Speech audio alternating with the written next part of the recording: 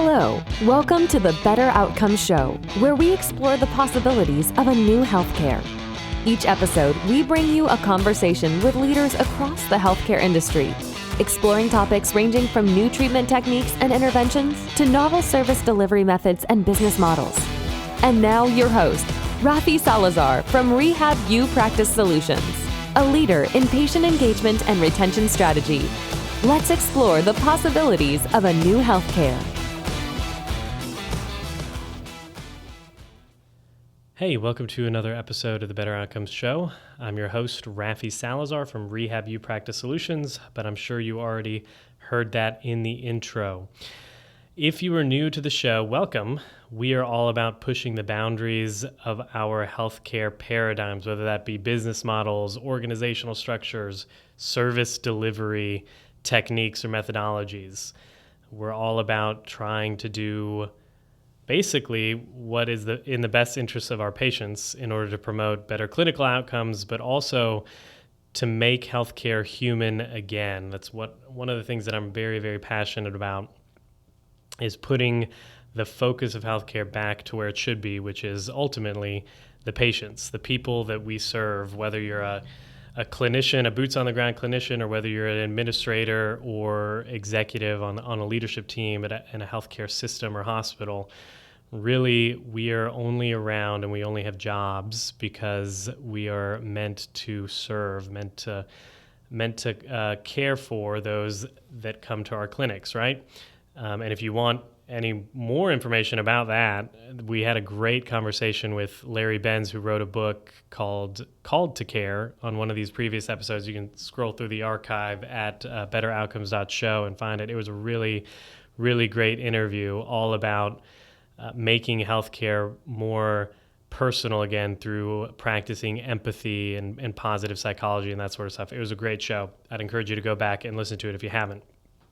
Anyways, on the docket today is a conversation I had a while back with another occupational therapist named Ian Opal. Now, he is the Chief Clinical Officer at Restore Skills. Now, Restore, and we'll talk about it a little bit in the forthcoming interview, but it is a web-based platform that basically gamifies rehab treatments.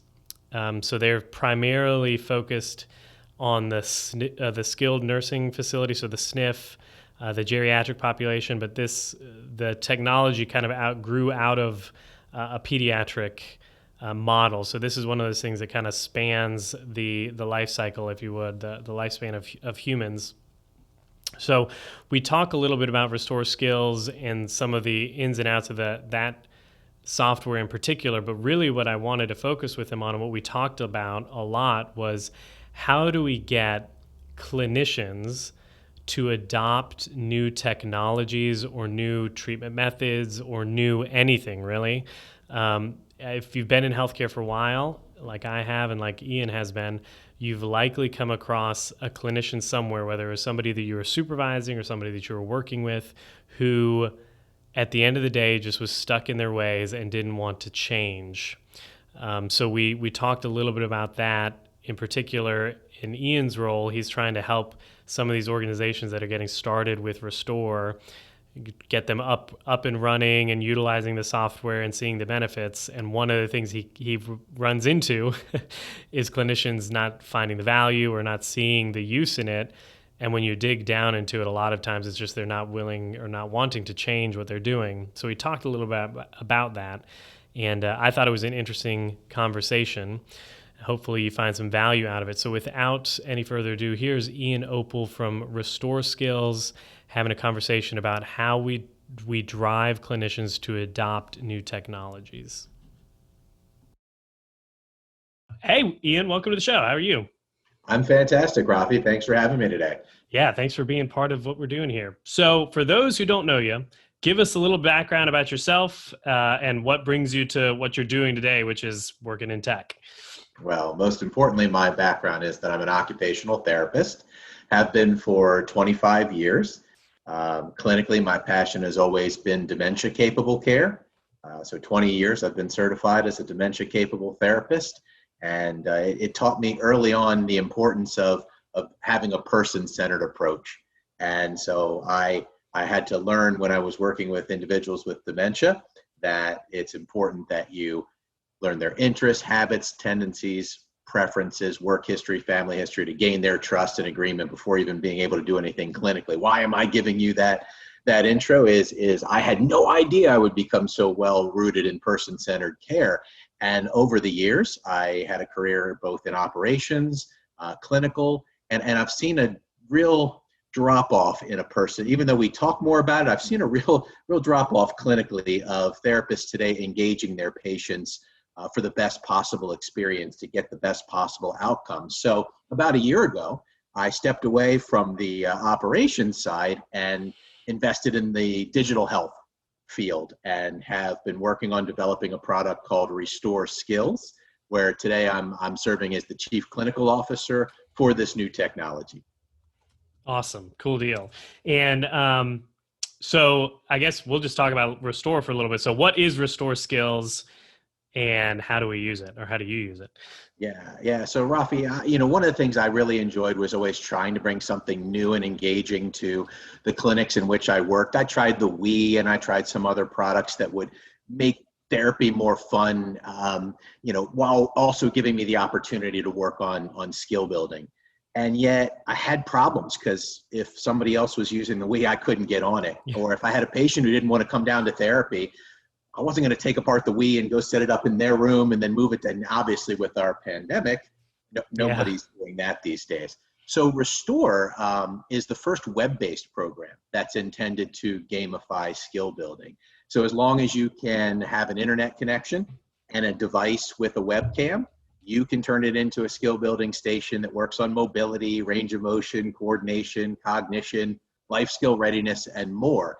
And as many people can be on it at the same time. They can all go to patient rooms. If they are able to bring somebody down to the therapy gym or to the activities day room, they can be connecting to a big screen TV and having a great session there. But once again, I think it's the importance of giving people an on-demand access to skill building through a device that many people are already using in their day, and being able to have patients, instead of reaching for a cone or raising their arm up 10 times or just trying to stand up out of there, instead let's have them pull a slot machine handle, let's ski down a ski race, let's fly a plane. I mean, let's do the things that we all enjoy doing, and why should we deprive older adults from that same level of engagement? Yeah, no, that's awesome. And the idea of gamifying it really is like, you can get a patient who might tell you, no, I'm not going to do 10 reps of that exercise, and you can get them to do 5 minutes of a game, right? Yeah, they don't realize that it's therapy. So we might have somebody who doesn't want to do the kinds of skill training that's necessary to carry over to getting dressed or brushing their teeth or getting out of bed and walking, because it is. I mean, when you're clinically compromised, you don't want to do those things, and even though you have to. But if I knew that I was going to be able to get up and not only play a slot machine, but potentially play and have my spouse or my grandson on the other side who's additionally motivating me, playing with me and encouraging me, even though they can't visit these days, wow, I think that's the ultimate motivation for a lot of our patients who don't want to get out of bed or otherwise aren't really interested in the same old cookie cutter therapy. Yeah, no, and I think, we talked last time about cookie cutter therapy and all that, and it kills me. But it is funny that even though, like, I guess at a marketing level, everybody's talking about patient-centered care and we're all about the patient, we're all about the client, but then in the day-to-day, we're really not, right? We're cramming people into some kind of protocol or something. It's so difficult, and I empathize as a clinician. As I said, yes, we got a holiday coming up soon, Halloween. I would have been that therapist who brought in a piñata, maybe a spider or ghost piñata, and filled it up with sugar-free candy, and worked on dynamic standing balance, having patients take whacks at the piñata, and then ultimately an item retrieval activity by picking up the sugar-free candy off the ground and putting it in little pumpkins that they were. And then I realized, well, I still have 8 more people to treat today, and I got to get through my day, or I'm going to get. So it kind of forced me into the idea of, well, I might just bat a balloon quickly with this patient because I can grab it, or I'm going to put somebody on this exercise bike, not really because it was the best thing to select, but I got to get through my day. Yeah, So yeah. I think we want less of that. We want less of people having to select less engaging and contrived activities, and getting back into the spirit of fun and engagement, because you never know where that session is going to take you, and you want people talking about the fun things that they're doing, not it's just another day and I really wish I was home and I'm hurting today, or I couldn't eat today, or I didn't feel. You want to have people talk about, what I did today? I knocked skiing off my bucket list. You can't believe what they had us doing. So yeah, I think it's that energy. It's a tough time for therapists. It's a tough time for clinicians, and it's a tough time for operators. But wow, I do not want to let the patient be the one that gets lost in the shuffle despite everybody else's woes. Yeah, no, that's a great way to look at it, because it is like the only reason we have a job sometimes, right, is because we're treating patients. So we're And we're they need us obligated to them they need us primarily. to be their advocates oftentimes, especially now when people cannot visit. Yeah. I'm interested to hear your thoughts on this. So you work primarily, all your clinical life has been in more or less the dementia care. So I'm assuming like long-term care, SNFs, that sort of thing. It seems like, especially when I got into the game several years ago, that the productivity demands, the time demands, all that in that space are really bad, and it leads to clinician burnout. How much of that affects, a clinician's willingness to say, try something new, reach for a new technology or a new treatment plan versus just batting a balloon or doing a cone or something like that? Yeah, that's a fantastic question. And I think the challenge is more about, are people given the time to learn something new? Is it Yeah. encouraged? Are we promoting continuing education the same way that we did years and years ago?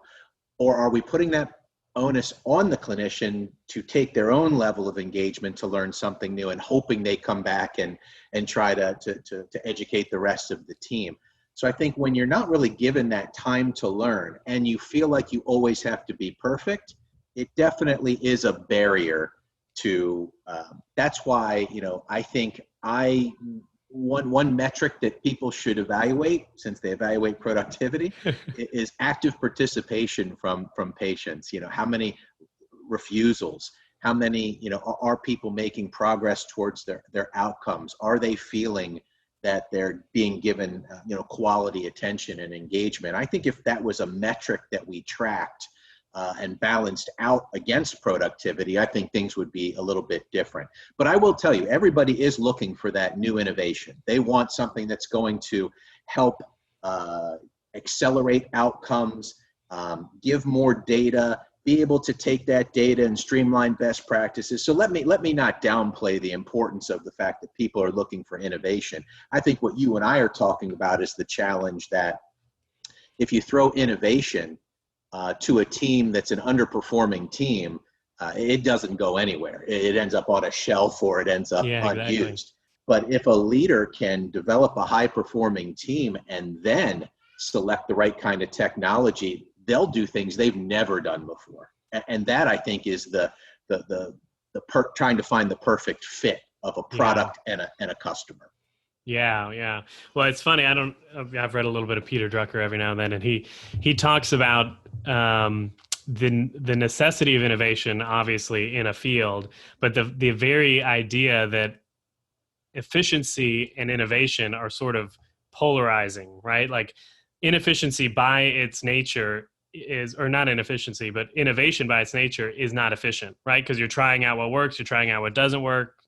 Sometimes it's a failure, sometimes it works and you get, great results. So how do you balance that when you're talking about bringing something like Restore or something like a new tool, a new technology into a workplace? Because inherently there's going to be a little bit of growing pains, right? Of learning how to use it and get it set up and what's the best way, and our patient's going to like it, or clinician's going to use it, that sort of thing.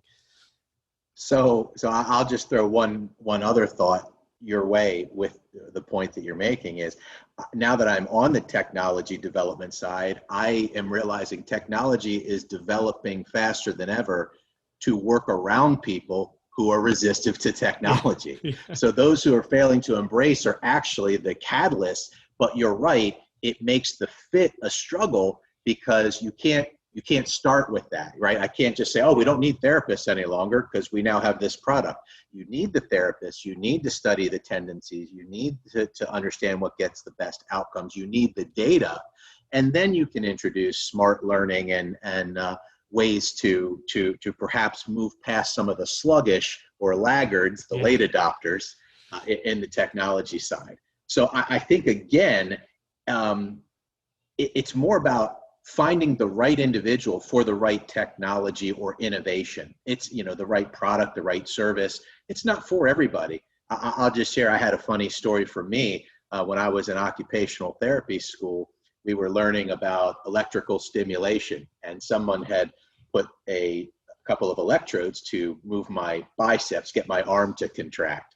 And it was time to turn the device off, and my partner turned it the other way, and my arm jerked up all over my head and was shaking, and she ran out of the room, and my teacher had to come over and turn off the unit. Well, let me just say, I'm not your person for modalities today. That scarred me, even though I see the value. It's for you, Rafi, or other people. Yeah. It's not going to be for me. I'll stick with what I'm not traumatized by. But you have to still find that right champion for that right technology fit, and it can be very difficult. Yeah. So I guess, how do you go about finding that person? Is it more of like a direct outreach? Are you doing some kind of survey? Are you like, how do you find that person who will be your champion if you're going to introduce something like a Restore or some kind of technology into a clinic? Well, the decision for Restore is typically that a customer has recognized that there's a need to be a little bit more innovative and engaging and to enhance that experience and to accelerate outcomes. So the decision to bring it into a clinic, for example, the decisions are all for the right reasons, but the people who are making the decision maybe are not the team that will be using it. So it really is trying to identify never just one person, but maybe two or three potential champions that can verbalize why they're interested and why that might be something they would be passionate about, and to let them know. I think you brought up the point. It's okay to try and not succeed. It's okay to take the time to learn. We're going to give you a little bit of a reprieve on your productivity, maybe the first month that you're trying to adopt this and learn it. And then we expect that it's going to become second nature and you'll become train the trainer and so on. But the other challenge is sometimes we have run into situations where there is not a team member that has a comfort level with video games or technology or computers. And we are honest in saying to the client, they may need to hire someone else, but we may need to put this on hold until we can find the right person for the right fit. Forcing it doesn't do good for anyone, and it gives people the wrong impression about the performance of our product. Yeah. I hadn't even thought about that, because we have been in the world of like electronic medical records and everything. So it's funny to think of somebody being like, oh no, I can't do that. It's on the computer. Yeah. But they're out there. But the funny part is that's some of our success stories. And when we talk about a product that should lead to patient engagement and outcomes, we forget that a win can still be at the therapist level. I tried something new. I learned a new thing. I had fun today in my day. I'm more motivated to come to work, and I may stay with this company who has given me and opened my eyes to a whole new world. And wow, I could carry over what I learned at work with my own kids or grandkids, or have fun with, we've had a lot of success stories with therapists who said, I was afraid of technology and you guys forced me to give this a try. It was a lot more fun than I thought it would be. And let me give you some suggestions about ways you can improve. And that's the best. That's the best, when you have somebody who was afraid and now all of a sudden they're giving you all the ways that you should make improvements to the product. Yeah, you haven't bought in, right? That's right. Yeah. So I guess moving forward, like just introducing tech or introducing some kind of technology or platform into a clinic where maybe the standard of care is something very protocolized. I'm thinking like Sniff is a good example. Outpatient rehab is another one where it's like, hey, do 15 exercises of this, and then, we'll stretch you, we'll put some heat on you or whatever, and then you'll be good. How do you begin to shift the mindset? Do you try to take the technology and work it into that protocol, or are you trying to really like blow it up and be like, no, this is how you should be doing it, and give them a new frame for doing business, if you would? Yeah, it's a little bit of both, right? There are going to be people that you've introduced this to that are struggling just to get out of the gate. Maybe it's not the I don't want it, maybe it's the I don't need it mentality because I have all these other options. Yeah. Well, maybe we need to limit those options. Maybe if I go if I go to work and there's this, the number one thing I have people do is everybody reaches for cones during my treatment day. As a manager, maybe I want to take the cones away for a week and I want to, challenge, Gasp. or maybe it's at lunch and we say, hey guys, reaching for cones is okay.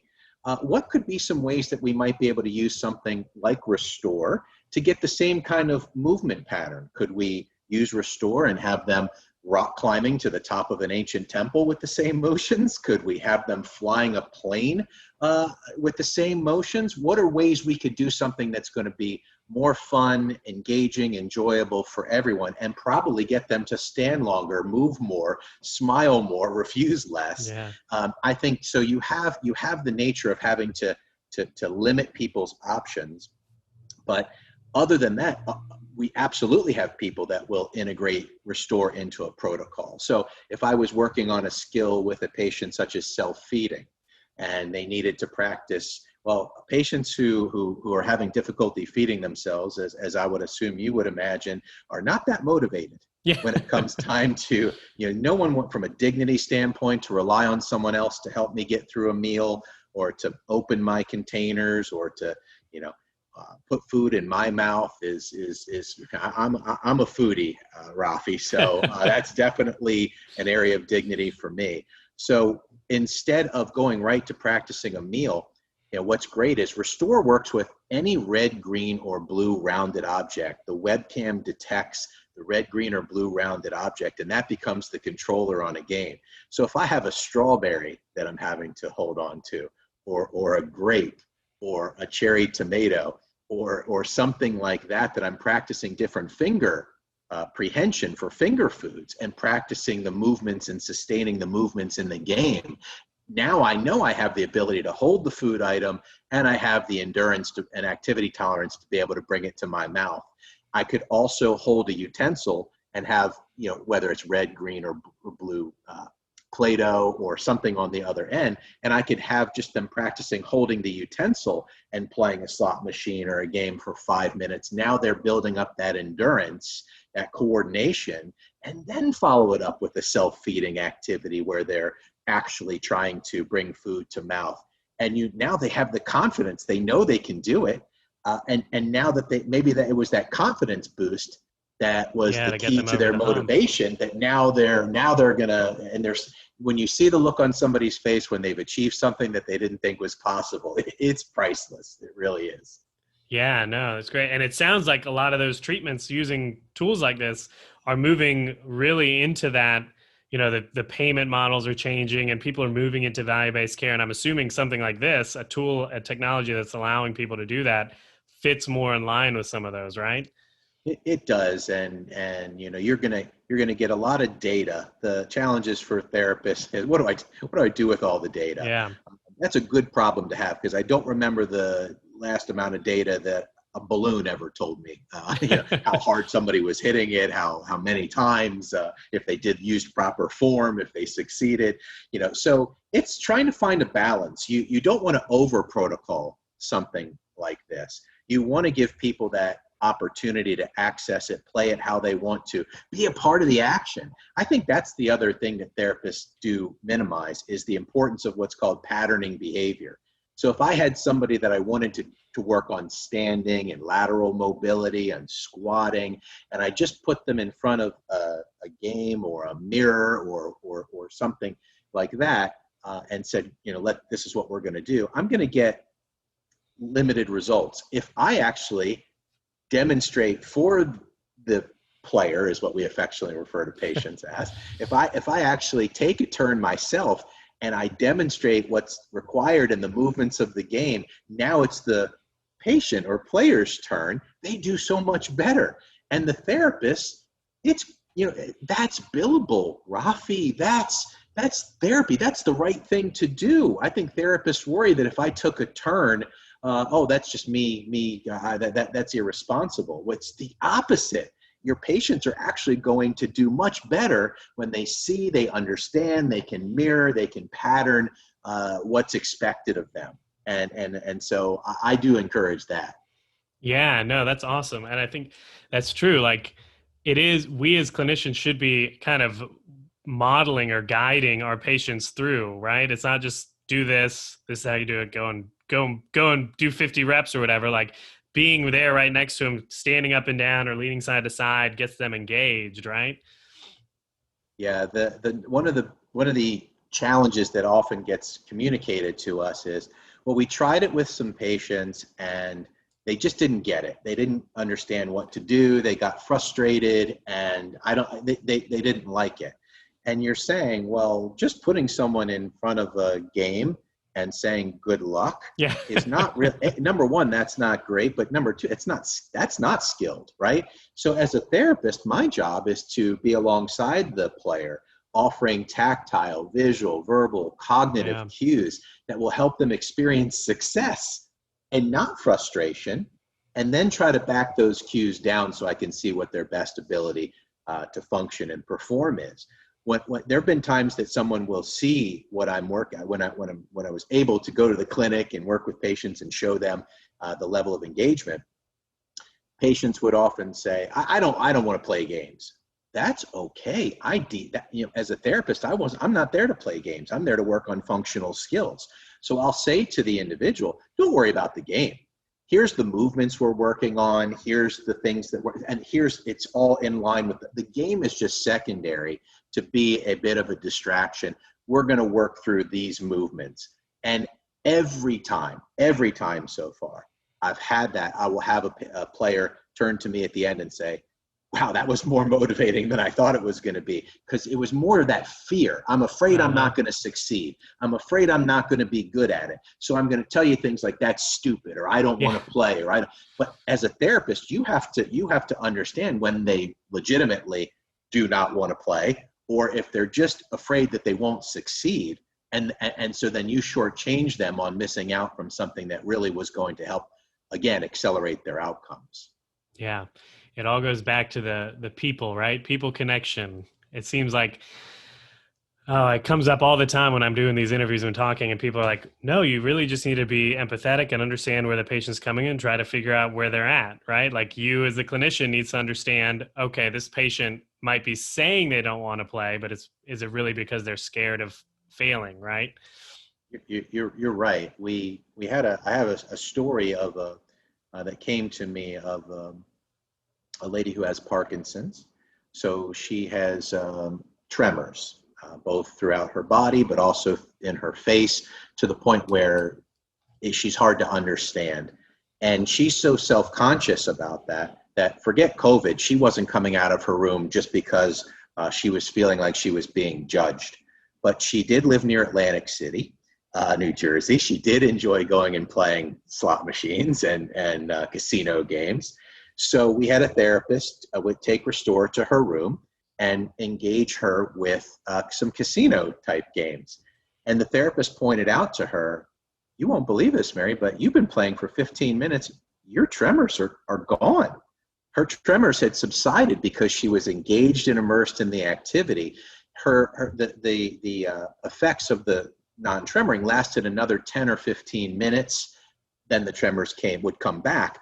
But she was able to actually communicate and be understood during that time. And we have a great picture of her holding up a T-shirt, just saying, "I love the winning, most." But otherwise, you wouldn't have been able to understand her.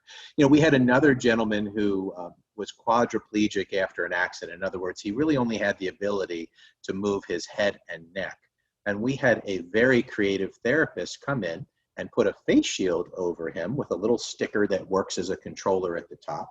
And he was able to play our World Cup skiing game just with head and neck movement on the fastest speed and actually beat the therapist.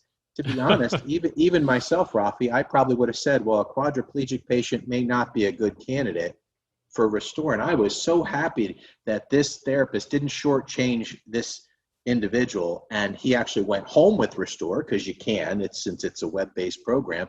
Most of our clients are able to send their customers home with Restore if they desire for 30 to 60 days at no added cost, and continue that adoption. So wow, finding something fun and engaging when your world is so limited, and you're really it's just a wonderful mission to be on today. Yeah, no, that's wonderful. And you talked about the lady with Parkinson's and the tremors subsiding and all that. And I think we've talked a little bit about the research. What kind of research is out there for gamification and what it can do for patients getting better or not getting better or whatever? Yeah, so what's exciting is it really is a whole new world that's opening up for clinical advancement. The Food and Drug Administration back in June made the announcement that they had approved a video game for the first time for the treatment of ADHD, or attention deficit hyperactivity, for kids in a certain age range. There's, we talked about my passion for dementia capable care, but there's a video game that's out today that is looking at early diagnostics for Alzheimer's by recognizing that the navigational skills are the first skills of the executive skills to be lost. And by having an individual play this particular game, they can detect whether those skills have been gone versus, hey, I just really have no sense of direction. It's not, don't give me the navigate versus no sound. These are skills, particular skills that they are looking for and seeing early on. So you have, even with COVID recovery, you've got Johns Hopkins University that's adopted video gaming technology for those who are recovering from COVID. So this is just so whether it's the cognitive skill development, we're talking about memory, sustained attention, concentration, decision making, problem solving, judgment. These are all proven. Gamification is proven to enhance cognitive skills. And obviously, you don't have to look too far beyond Peloton and Mirror and the kinds of things that are available, that the trends that are out there today that everybody wants to engage in to challenge their physical skill set. So, yeah, no, that's great. All right, Ian. Well, thanks for taking the time to be with us. If there's just one or two main takeaways you'd want for a listener, what would they be? I think it's wonderful today to be in a position as a clinician to keep my patients connected to their loved ones. So I think it's a responsibility that we have. We started by, if we're just treating our patient, but they're disconnected from that touch and that love and what a family who's visiting is really able to provide. I want to be the bridge to trying to keep that connection going as best I can. So I think the importance of restoring. We have a launch of a new part of our platform called Restore Together, which, as I was mentioning, really allows families to interact with whether it's through a Zoom platform or Teams or Skype. But now we're starting next week. We're actually going to give people the opportunity to play and interact alongside each other. They don't need a Zoom or a team call. But I think you asked me about what's the takeaway. The takeaway is that putting the patient first, the patient experience first, and keeping families connected, being transparent, the outcomes will follow. But I appreciate you having me on today to kind of share. Yeah, thanks. Where can people find out about you, about Restore, about y'all's work? Yeah, well, certainly the website, restoreskills.com. But more than happy to give you some information, if you don't mind, after after, Sure, and yeah. having you share that with Yeah, your we'll audience. post it on the show notes and everybody can go there. So thanks very much. Have a good one. Thank you. Well, I hope you enjoyed that interview with Ian Opal from Restore Skills, talking about the topic of how do we get individual clinicians or a team of clinicians or even a department within a greater healthcare system to adopt some sort of new technology or new treatment technique or even a new service delivery method, right? Going back and listening to this again, so a little inside baseball here, I've had a backlog of interviews that I've had to edit, but I'm trying to stick firm to my every other week release schedule while simultaneously kind of spinning up this clinic that I purchased and growing it and expanding it, that sort of thing. So I'm been tied up here, there, and everywhere on top of the work that I do with clients through Rehab U. So, but anyways, I'm listening to this episode again as I'm editing it, and one of the points that Ian brought up that now I've seen and I've understood on the consulting side of things, doing work with the Department of Behavioral Health here in Georgia, and even with clients through Rehab U, is very you see one end of things, and now I'm seeing it as a boots on the ground clinic leader, if you would, trying to make decisions to improve care and having to get the team on board with it. One of the things that he said was that one of the big challenges that they have at Restore when they're bringing on a new client, for example, is having people make the decisions that aren't necessarily going to be the ones carrying out those decisions, right? They're going to be people that are not affected by them, so to speak, in the long run. They might see something, they might see it's a really cool idea, they might see the value of it. So they make the decision, they pull the trigger, they purchase whatever software it is or implement some new workflow, but they're not the ones implementing it, that's somebody else. And that can be a real stumbling block for a team that's trying to not only get the work done that they're normally getting done, meet productivity demands, deliver empathetic, personalized, and individualized care to clients, and then you're throwing on this new workflow, right? It can be very challenging.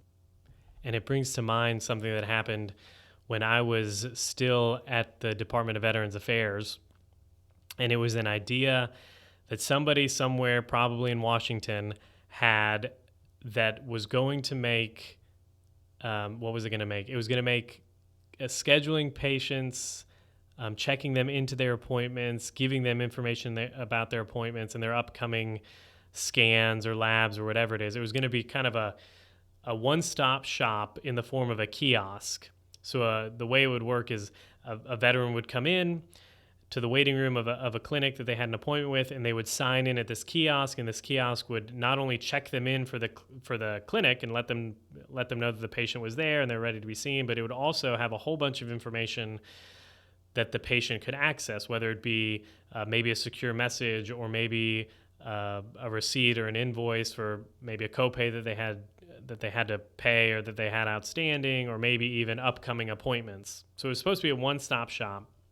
And in theory, it was a great idea. The problem was whoever made this decision up in Washington, they're not corporate, but you know what I'm saying, like at the Department of Veterans Health Administration, the VHA office, made this decision, did not do a really good job of telling anybody that it was going to happen, and then just rolled it out. So one day we're treating patients, we're trying to get work done, and these maintenance folks show up with a kiosk system that they put in the clinic, and that was it, right? And now this is an extreme example of how not to do it, but so they set this kiosk up, they tell us, okay, it's going to be great, the patients are going to be able to log in, they're going to be able to do X, Y, Z, and we're thinking, yeah, but who's going to show the patient how to do this, right? And of course, day one rolls around, they installed them on a Friday, come Monday, there's like a line of patients, they're all trying to figure out how to log in, no one really knows how. They had done some kind of rollout at some extent across the VA hospital, and some of us that were in kind of the leadership roles got a little bit of a training, but even then, and we didn't have enough time to roll it out to our clinical staff or even our support staff. So it ended up being a real big bottleneck, this thing that could have really been a positive and a value add, if you would, to patients showing up to their appointments, became a real hindrance in them getting checked in, a hindrance in them being able to access information that they would have otherwise been able to ask a front office personnel for. When there were stories, and this happened in the clinic that I was kind of lead clinician of for a while, that there would be somebody who missed their appointment, or at least we would think they missed their appointment, and we would go in and they'd be sitting in either the waiting room for our clinic or the waiting room for a clinic across the hall, and we'd say, "Oh, Mr. Smith, what happened to you?" And they would say, "Well, I tried to log in on that kiosk, but I couldn't figure it out, so I just came and sat down and figured you'd come and get me," and things like that. So it was a rollout that had some gaps in the planning, both on the patient side, training the patients how to use it, but then on the clinician side or on the staff side, rolling out the training for one, how do we implement this efficiently? What are the shortcuts we can use? What kind of, as Ian said, what kind of accommodations are going to be made as far as productivity and utilization? Like, are we going to give staff that are rolling this out some kind of break on that? Or are we going to try to hold them to the same standards, which would be a little unrealistic if you think about it? And all of these things, these factors in implementing something new need to be taken into account when you're rolling out either a new initiative or a new piece of technology or a new tool, if you would, that's going to quote unquote make life easier for either patients or for clients or clinicians, because it might seem like it would on paper, but without the planning and without the lead time or the runway, whatever you want to call it, up to the rollout, if that's not thought out enough that you have sufficient buy-in, sufficient adoption, maybe even you need to employ some concepts from behavioral change. Go look and read that article at Rehab Practice Solutions about behavioral change and how important that is to get adoption. If you're not taking that into consideration before you're rolling something out or starting a new initiative, you're going to have problems. So anyways, that's all I've got on that. If you like the show, there's two things that I would ask you to do. The first thing would be to head on over to www.betteroutcomes.show and sign up there to receive the updates whenever we drop a new episode. It's usually every other week. Sometimes we'll drop a bonus episode on the off weeks. You can sign up there and be kept in the loop. But also, if you like it, I'd really like for you to go to iTunes and leave us a rating and review. It really helps people find the show, find out about the show, and helps us promote the message. So anyways, that's all I've got. Until the next time, guys, be safe, be healthy. I will talk to you then. Thanks for listening to the Better Outcomes Show, where we explore the possibilities of a new healthcare. Our hope is that you walk away from each episode informed, equipped, and empowered to push the boundaries in your own practice or business. We want to give you the tools to help you build strong, long-lasting relationships with your patients and clients, helping meet their goals, improve their health, and achieve better outcomes. Learn more at www.rehabpracticesolutions.com. We'll catch you on the next episode.